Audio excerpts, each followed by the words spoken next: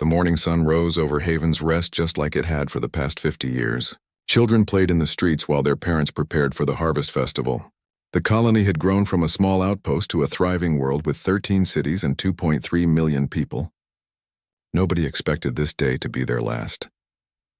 Captain Marcus Vale was drinking his morning coffee aboard the Earth defense ship Guardian when the first distress signal came through. The message was broken and filled with static, but the fear in the voice was clear.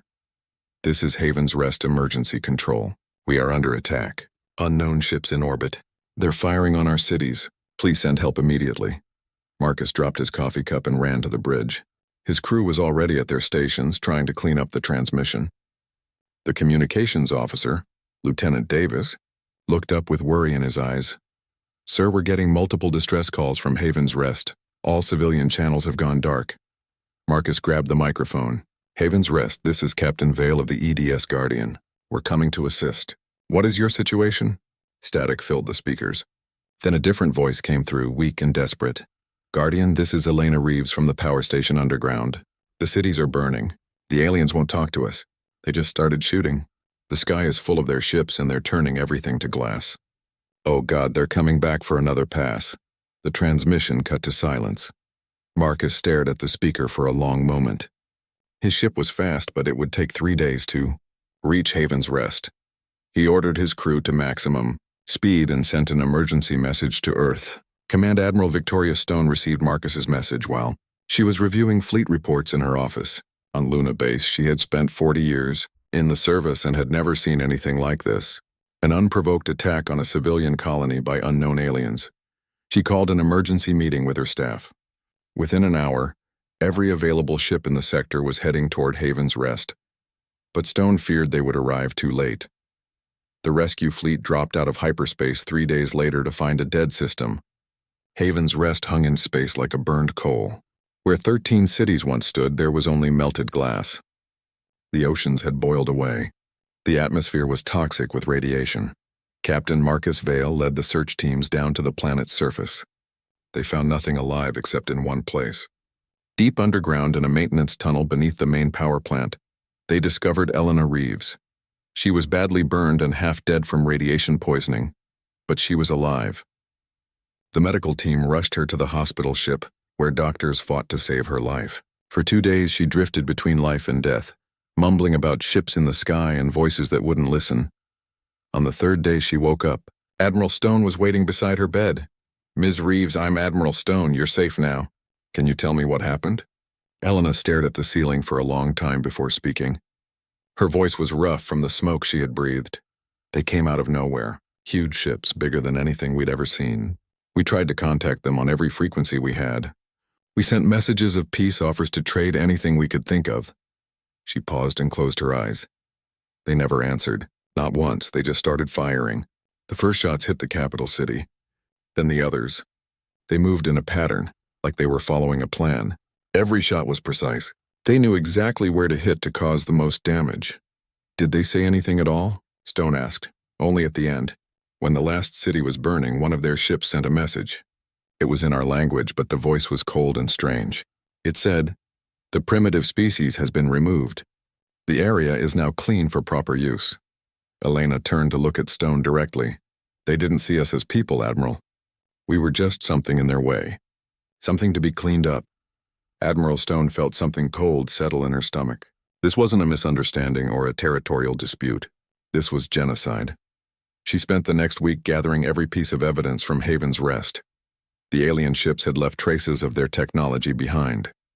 Dr. Rebecca Torres, the fleet's chief scientist, analyzed everything they found. These aliens call themselves the Keth Mori, Torres reported. Their ships use energy shields and plasma weapons, but the technology is old. Maybe 100 years behind what we have. They've been doing this for a long time, Admiral. We found evidence of attacks on 17 other species. Stone studied the data. The Keth Mori had been conquering and destroying for centuries. They moved from system to system, wiping out any species they considered inferior. Haven's Rest was just their latest victim. 2 weeks after the attack, Admiral Stone stood before the United Earth Council. Representatives from every human world filled the great chamber. The lights dimmed and images of Haven's Rest appeared on the massive screens. Members of the council, Stone began. 2 weeks ago, the colony of Haven's Rest was attacked and destroyed by an alien species calling themselves the Kethmori Dominion. 2.3 million human beings were murdered in cold blood. The chamber was silent as the images showed the burned world and empty cities. The aliens made no attempt to communicate. They showed no mercy to civilians. They killed every man, woman, and child they could find. This was not war. This was extermination. Elena Reeves walked slowly to the witness stand. She still moved carefully because of her injuries, but her voice was strong. They looked at us like we were insects, she said. Something to be stepped on without thought. When they destroyed our cities, they weren't angry or sad or anything. They were just doing a job, like cleaning a dirty room. The council members shifted in their seats. Some looked angry, others looked afraid. The Kethmori believe humans are a primitive species that doesn't deserve to exist, Stone continued. They have sent a message demanding that Earth surrender or face the same fate as Haven's Rest. She paused and looked around the chamber. I have come here today to ask for your authorization to respond to this threat. Not just to defend Earth, but to make sure the Kethmori can never do this again to anyone.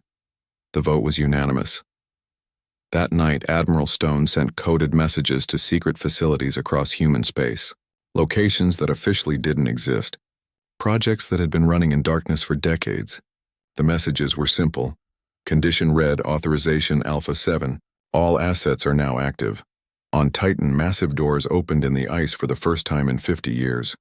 Admiral James Crawford watched as thousands of ships rose from hidden bays beneath the moon's surface. Similar scenes played out on Mars, Europa, and dozens of other worlds. The Kethmori had wanted to see what humanity was capable of. They were about to find out that the peaceful farmers and traders they had murdered were protected by something far more dangerous. Humanity had spent a century preparing for this day. Building in secret, planning in darkness, waiting for someone to cross the line that should never be crossed. The line had been crossed. Now there would be consequences. Admiral Stone stood on the bridge of her flagship and watched the first wave of ships gather. 50,000 warships, each one built specifically for this moment, each one carrying weapons that no enemy had ever seen. Set course for Kethmori space, she ordered, and send them a message. Tell them we're coming. The war for humanity's survival was about to begin. The awakening giant deep beneath the frozen surface of Titan, Admiral James Crawford had waited 30 years for this moment. The coded message from Admiral Stone was simple but clear. All the secret projects were now active. All the hidden weapons were ready for war. Crawford walked through corridors that had been carved from solid ice decades ago. Around him, thousands of workers rushed to prepare ships that had never seen sunlight. These vessels had been built in complete secrecy, designed for one purpose only: to fight enemies that humanity had never met but always feared would come. Status report, Crawford called to his operations chief. First wave is ready, sir. 50,000 ships fully armed and fueled. Crews are boarding now. We can launch in 6 hours, Crawford nodded. Humanity had learned from history. Every great civilization had fallen because they weren't ready when the real test came. Earth would not make that mistake. Similar scenes were playing out across the solar system. On Mars, huge underground factories opened their doors for the first time. Ships rose from beneath the red sand like metal birds. On Europa, Admiral Lisa Park commanded another 50,000 vessels hidden beneath miles of ice. The asteroid belt hummed with activity as mining stations revealed their true purpose. What the galaxy thought were simple rock miners were actually construction facilities. Each one had been building warships for decades. Even Earth's moon held secrets. Facilities on the dark side had been launching ships for years, sending them to hidden bases throughout human space. Every human colony had been protected by weapons they never knew existed. Meanwhile, in Kethmori space, War Prime Kethvar reviewed the latest intelligence reports with growing amusement. His species had been conquering weaker races for 800 years. These humans seemed no different from the others. They claimed to have a large fleet coming to fight us, reported his intelligence chief. Our spy drones count approximately 50,000 ships gathering near their home system. Kethvar made a sound that was close to laughter.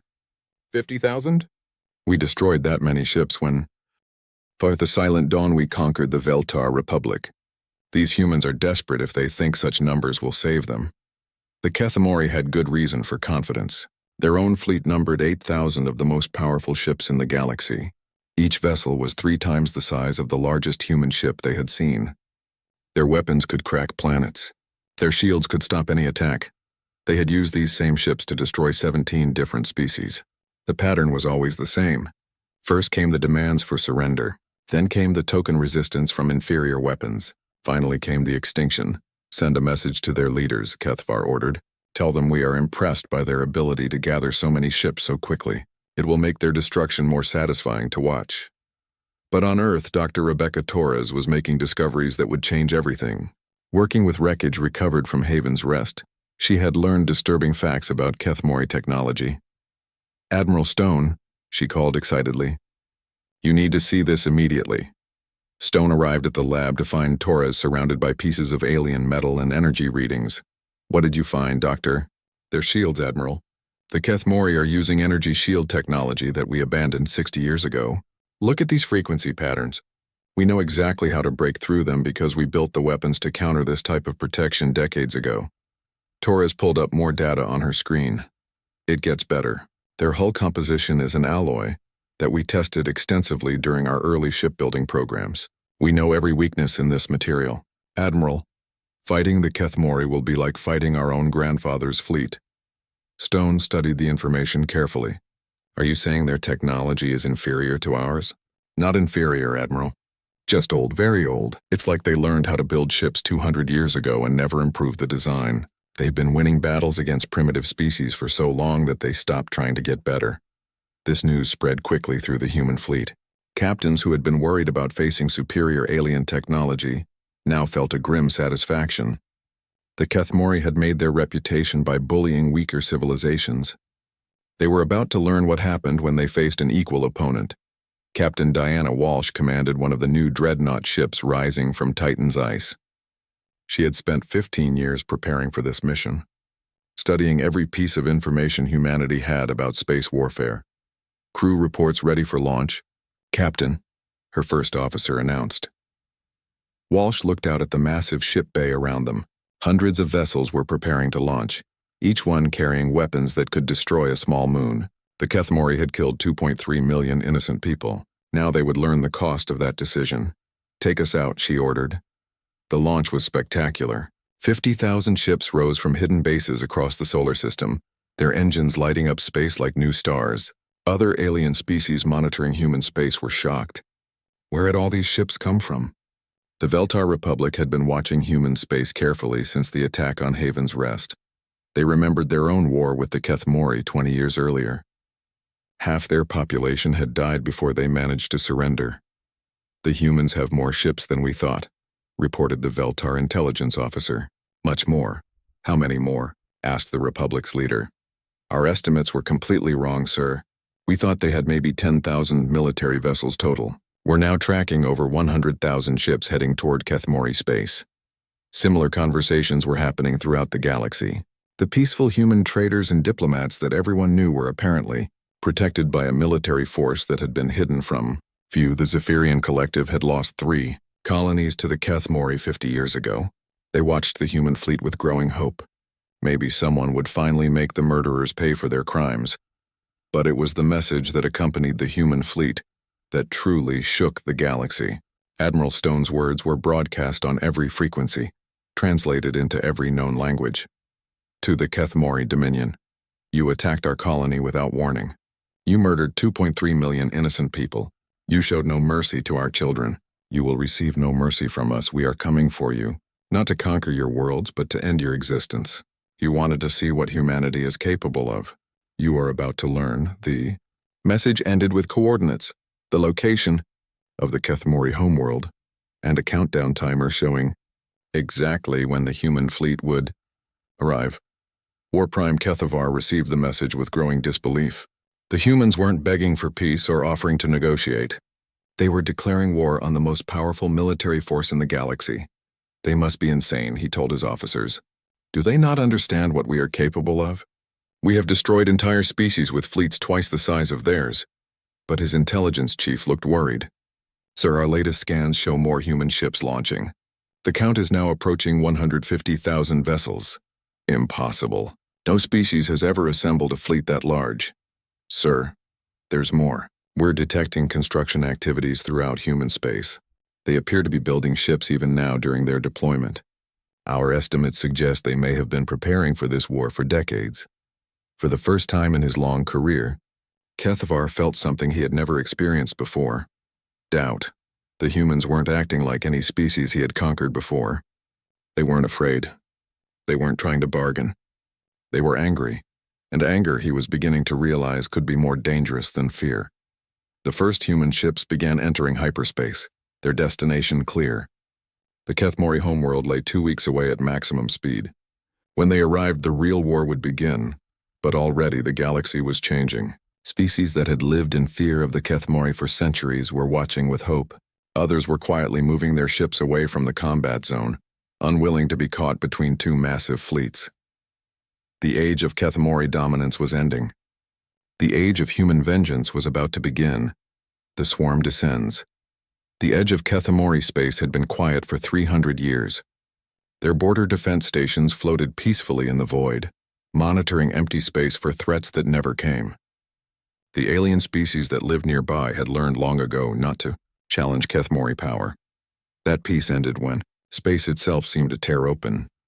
150,000 human ships dropped out of hyperspace in perfect formation. The defensive stations had never seen anything like it. The human fleet stretched across millions of kilometers, organized into battle groups that moved with mechanical precision. Station Commander Keth Mal stared at his sensors in disbelief. "How many ships are there?" "Sir, our computers have stopped counting." "The number keeps growing. They're still coming out of hyperspace. Send an emergency signal to the homeworld. Tell them the humans have arrived in force." But before he could finish speaking, the human attack began. Captain Diana Walsh led the first assault wave. Her orders were simple and direct. Destroy all military targets. Show no mercy to those who had shown none to Haven's Rest. All weapons. Target the defense platforms. Fire at will. The human fleet opened fire with weapons the Kethmori had never seen before. Plasma cannons that burned through alien shields like they were made of paper. Missile swarms that adapted to enemy defenses in real time. Energy beams that turned solid metal into gas. The border defense stations died in minutes. Their proud shields, which had protected Kethmori space for centuries, collapsed under the human assault. Their weapons designed to frighten primitive species couldn't even scratch human armor. "My God," whispered Walsh's tactical officer. "It's like shooting at targets in a training exercise."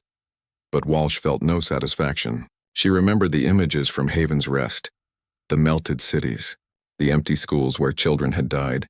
These aliens deserved everything that was coming to them. Signal the fleet. Advance to the next system. No survivors among military forces. News of the border battle reached War Prime HFY within hours. His staff gathered around the tactical display, trying to understand what they were seeing. "The humans destroyed our outer defenses without losing a single ship," reported his military advisor. "The battle lasted 6 minutes and 43 seconds. Impossible. Those defense platforms have held this border for 3 centuries. Sir, we have combat recordings from the stations before they were destroyed. The human weapons cut through our shields like they knew exactly how to break them." HFY studied the recordings. The human ships moved with a coordination he had never seen before. Every shot was perfectly aimed. Every maneuver was precisely timed. This wasn't just superior numbers. This was superior strategy and superior technology. Send the Third Fleet to intercept them. 500 of our best ships should be enough to test their capabilities. But Commander Kethalon, one of his younger officers, spoke up with concern. "Sir, perhaps we should consider trying to communicate with them first. This war started because we destroyed their colony. Maybe we can find a peaceful solution." "Peace?" Kethavar's voice carried the contempt of centuries of conquest. "We are the Kethmori Dominion. We do not negotiate with inferior species. We destroy them." The Third Fleet moved to intercept the human advance, confident in their superiority. Admiral Keth, who had commanded this fleet for 20 years, crushing resistance from dozens of species. These humans would be no different. He was wrong. The battle in the Nexus system became a masterclass in human tactical doctrine.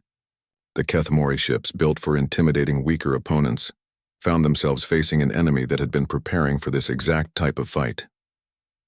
Captain Robert Kane commanded a squadron of human destroyers. His ships were smaller than the Kethmori vessels, but infinitely more advanced. When the aliens opened fire with their main weapons, the human ships simply weren't there anymore. Enemy shields are exactly as predicted, Kane reported to his fleet commander. Switching to anti-shield frequency weapons now. The human fleet adapted to Kethmori defenses in real time, something their enemies had never experienced before. Every shot from the aliens was analyzed and countered. Every defensive position was flanked and destroyed. Their ships are too slow, Kane observed to his weapons officer. It's like fighting ships from a museum. The Third Fleet lasted 47 minutes before Admiral Keth Thor sent his surrender signal. But the humans didn't accept surrender. Their response was broadcast on all frequencies. You showed no mercy to our children. You will receive no mercy from us. The Third Fleet died to the last ship. News of the disaster reached the Kethmori homeworld and sent shockwaves throughout their empire. For the first time in 800 years, a Kethmori fleet had been completely destroyed. How is this possible? Kethavar demanded. We are the greatest military power in the galaxy. Sir, his intelligence chief reported quietly. Our analysis suggests the humans have been preparing for this war for decades. Their weapons are specifically designed to counter our technology. Their tactics are built around defeating fleets exactly like ours. What are you saying? I'm saying they studied us, sir. They learned our weaknesses. They built an entire military force designed to destroy us specifically. The implications were terrifying. While the Kethmori had spent centuries conquering primitive species, the humans had been watching and learning. They had prepared for this day with the patience of a species that understood the value of planning ahead. Commander Kethlon spoke up again. Sir, we must consider retreat. If the humans can destroy our fleets this easily, we need to evacuate our colonies and concentrate our remaining forces. Never. Kethvar slammed his fist on the tactical display. We are Kethmori. We do not retreat from inferior beings, but across the galaxy, other species were watching the war with growing excitement. The Veltar Republic, enslaved by the Kethmori for decades, saw hope for the first time in generations. The humans are winning, reported their intelligence service. Every engagement has resulted in complete human victory. The Kethmori fleets are being systematically destroyed. The Zephyrian collective began quietly withdrawing their ships from the border regions, unwilling to be caught in the path of the human advance. They had no desire to interfere with humanity's mission of vengeance. Even species that had never heard of humans were taking notice. Stories spread from system to system of a new power that had emerged from unknown space, a power that fought with cold efficiency and absolute determination. The human fleet continued its advance, now numbering 200,000 ships as reinforcements arrived from Earth. Admiral Stone commanded the operation from her flagship, watching as star system after star system fell to human forces. Status report from all battle groups, she ordered. Admiral, we have achieved total victory in 17 star systems. Enemy resistance is collapsing faster than our projections anticipated. We're capturing intact ships and gathering intelligence about their remaining forces. Stone studied the tactical display. The Kethmori Empire was vast, but their military was built around intimidation rather than actual fighting capability. Against an opponent that couldn't be intimidated, they were helpless. Signal all fleet commanders. We advance on the core worlds, and send a message to the Kethmori leadership. The message was simple and terrifying. We are coming for your homeworld. Prepare to answer for your crimes. As the human fleet moved deeper into Kethmori space, War Prime Kethvar made a decision that would doom his species. Instead of trying to negotiate or evacuate civilians, he chose to make a final stand. Call back every ship, he ordered. Every fleet, every patrol, every escort. We will gather our entire military at the homeworld and crush these humans in one decisive battle. It was exactly what Admiral Stone had been hoping he would do. The trap was set. The Kethmori were concentrating their remaining forces in one location, making them easier to destroy. Soon the species that had terrorized the galaxy for centuries would face the full fury of human vengeance, and this time, there would be no survivors to threaten humanity's children ever again. No mercy for murderers. The Kethmori homeworld of Kethtar had never seen an enemy fleet in its skies. For 1,000 years, it had been the center of an empire built on fear and conquest. Now, as 300,000 human ships surrounded the system, that age was ending. Admiral Victoria Stone stood on the bridge of her flagship, the UES Retribution, and looked out at the gathered might of humanity. Ships stretched in every direction, more firepower than any species had ever assembled. But this wasn't about showing off. This was about justice. "Admiral," her communications officer reported, "we're receiving surrender offers from several Keth Mori vessels. They're asking for terms." Stone's expression didn't change. "Remind them of Haven's Rest. Remind them of the 2.3 million people they murdered without warning.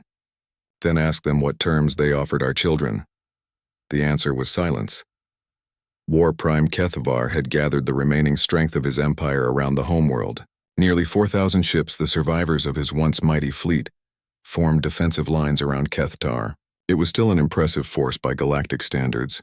Against most species, it would have been overwhelming. Against humanity, it was a death sentence. "Begin the demonstration," Stone ordered. A single human dreadnought, the UES Vengeance, moved away from the main fleet. It was one of humanity's newest ships, built with technology that had never been tested in actual combat. Today would be its first real test. The target was Kethtar's outermost moon, a barren rock 400 kilometers in diameter. The Keth Mori had built a monitoring station there decades ago, but it was essentially worthless, perfect for what Stone had in mind. "All ships observe and record," she broadcast to the human fleet. "Today you will see what happens to those who murder our people."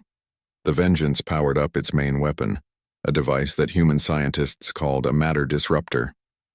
It worked by breaking the atomic bonds that held matter together, essentially causing solid objects to simply cease to exist. The weapon fired once.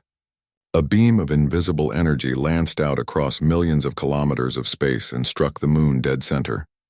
For a moment, nothing seemed to happen. Then the moon began to glow. The glow spread outward from the impact point like ripples on a pond. Where the energy passed, solid rock became gas, then became nothing at all. In less than 5 minutes, a 400-kilometer moon had been completely vaporized. Not blown apart, not broken into pieces, simply erased from existence.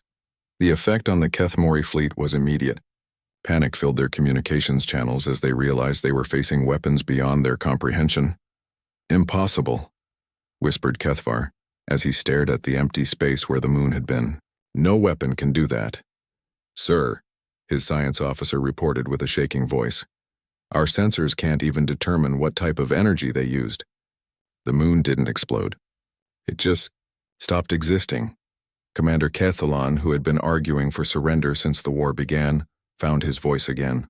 "Sir, we must contact the humans immediately. We need to negotiate before they use that weapon on our cities." But Kethvar's pride wouldn't allow surrender. "Never. We are Keth Mori. We have ruled this galaxy for centuries. We will not bow to these primitives." Admiral Stone sent her response to the Keth Mori leadership. It wasn't a demand for surrender. It was a promise. "You have seen what one of our ships can do to a moon.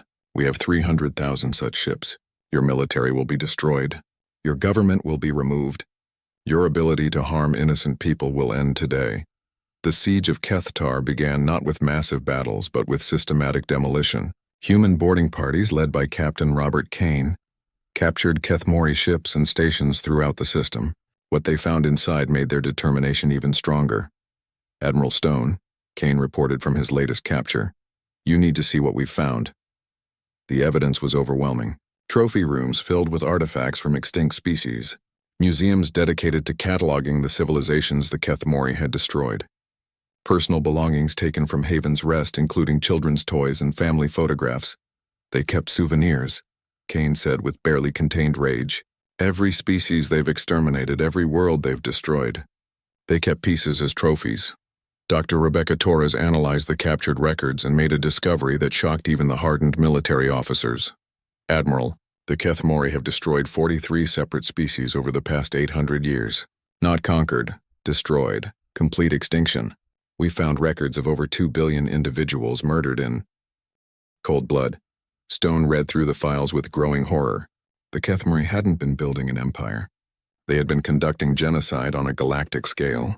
Every species they encountered was either enslaved or exterminated based on a simple decision.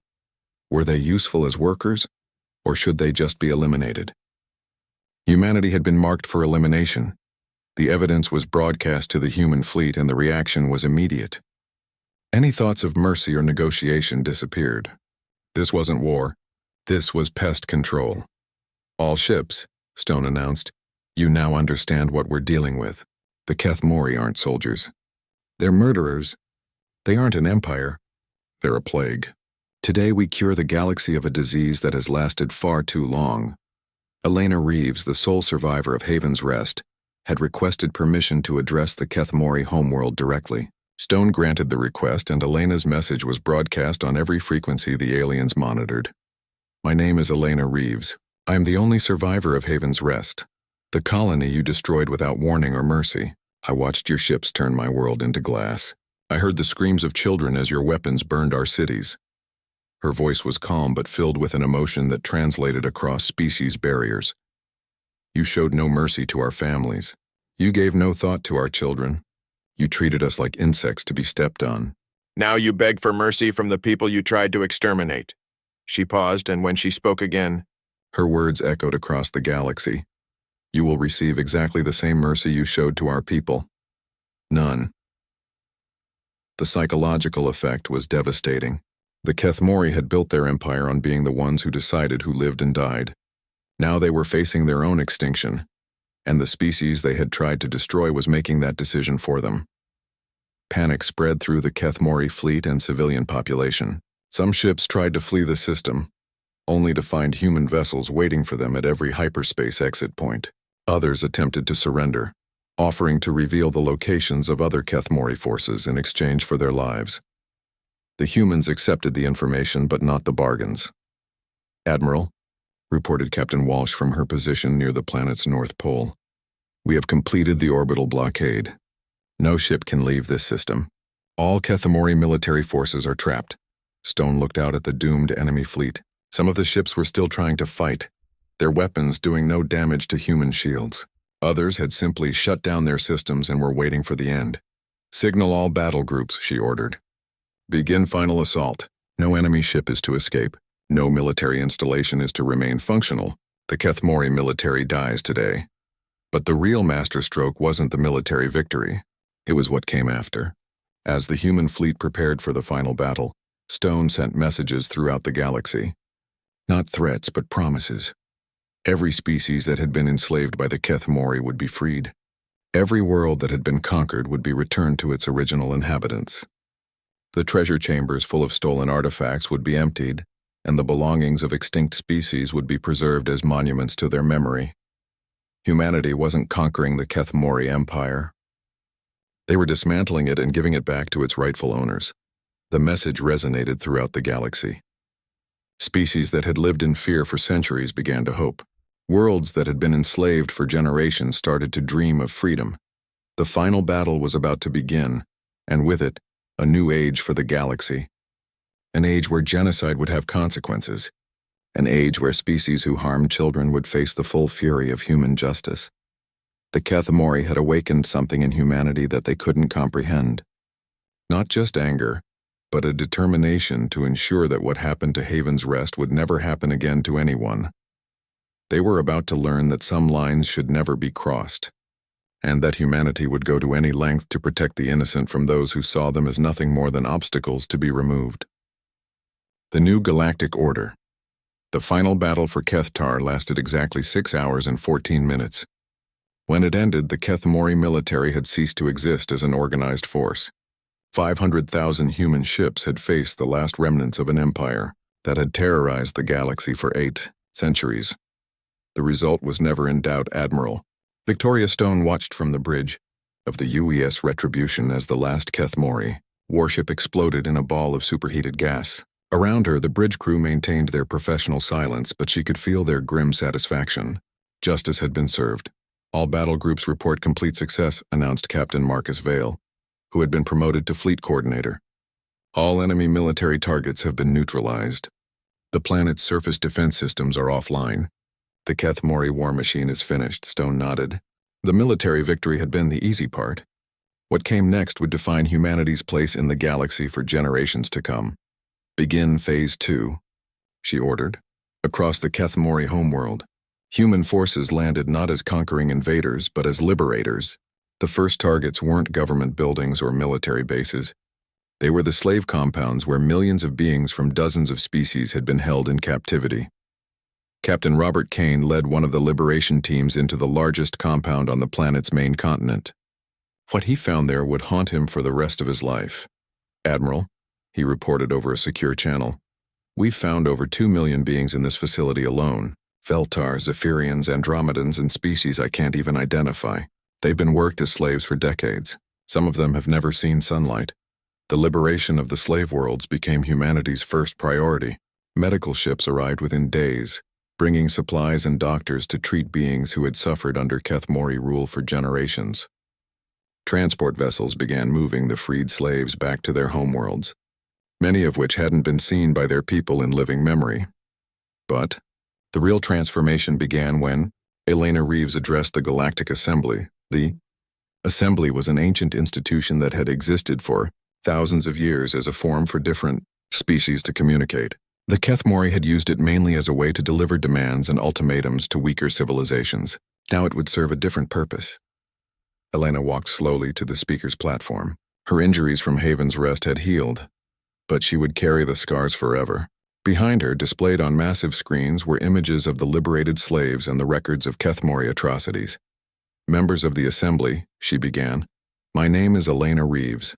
6 months ago, I was a power plant engineer on a peaceful human colony called Haven's Rest. Today, I stand before you as Earth's first ambassador to the galactic community." The chamber was silent. Representatives from hundreds of species listened as she continued. "The Kethmori destroyed my world because they saw humans as primitives who didn't deserve to exist. They murdered 2.3 million people, including children who had never harmed anyone. They did this because they could. Because no one had ever stopped them before." She gestured to the images behind her. "In the past 6 months, we have learned that Haven's Rest was not unique. The Kethmori have exterminated 43 separate species.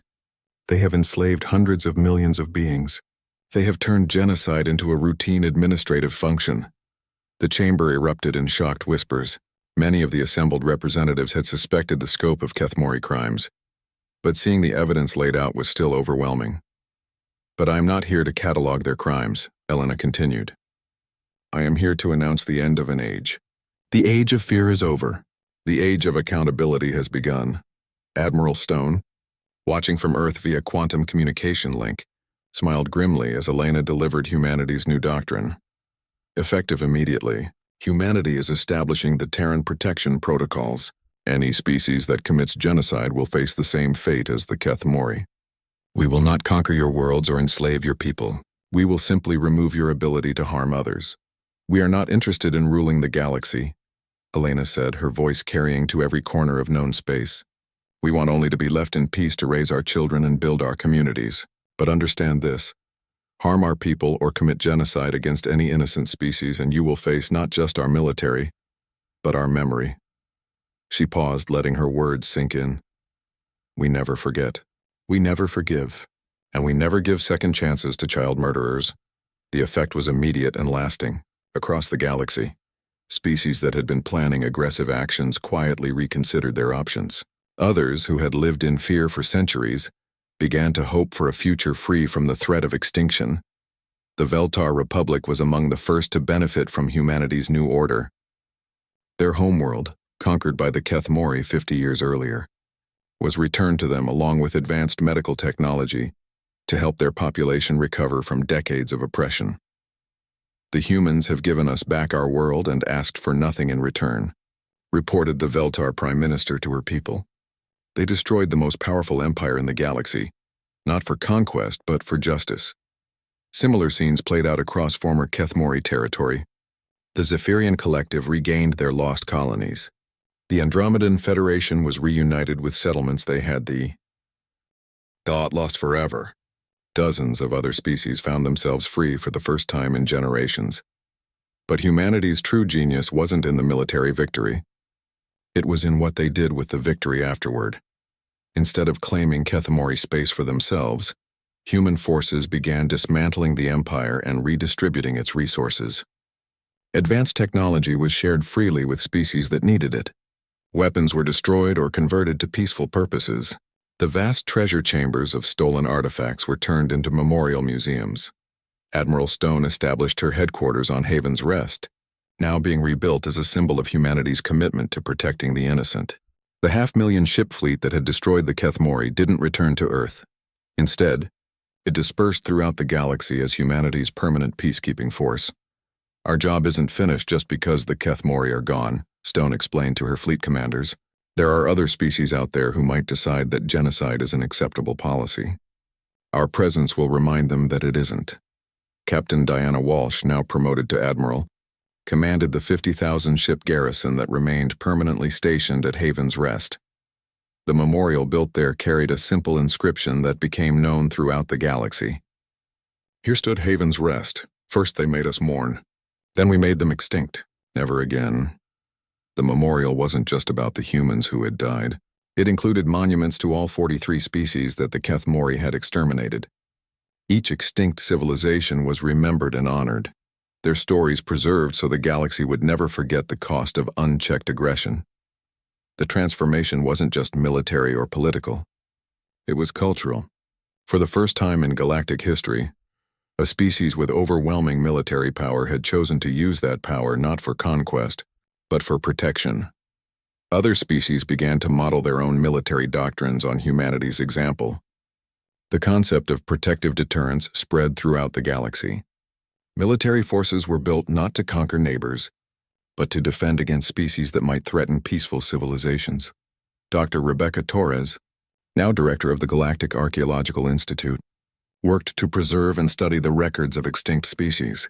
Her research revealed the true scope of galactic genocide over the millennia and helped establish legal frameworks to prevent future atrocities. The Kethmori weren't the first to commit genocide on this scale, she reported to the assembly. But if we do our job right, they'll be the last. The establishment of the Human Protection Fleet changed the balance of power throughout known space. Pirates found their operations disrupted by human patrol ships. Aggressive species discovered that threatening their neighbors brought swift human intervention.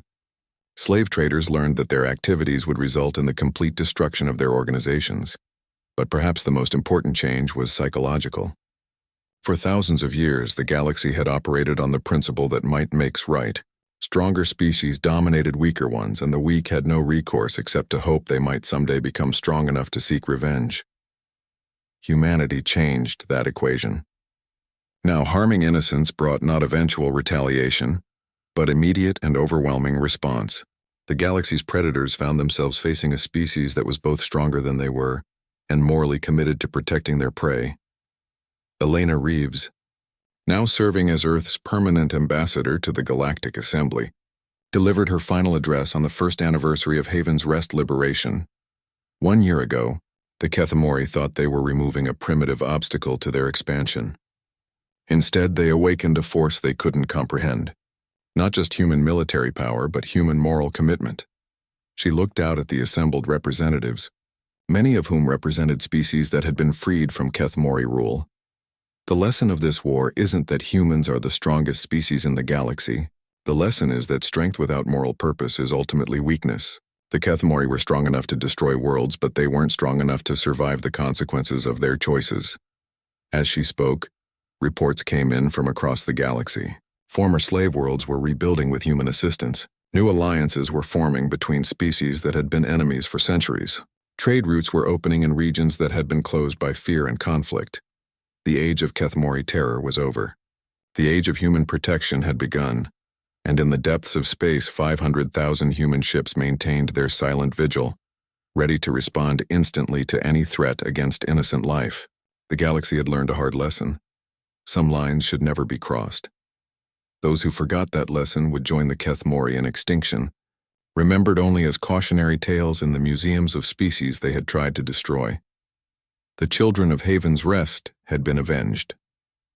The galaxy was safe, and humanity would make sure it stayed that way.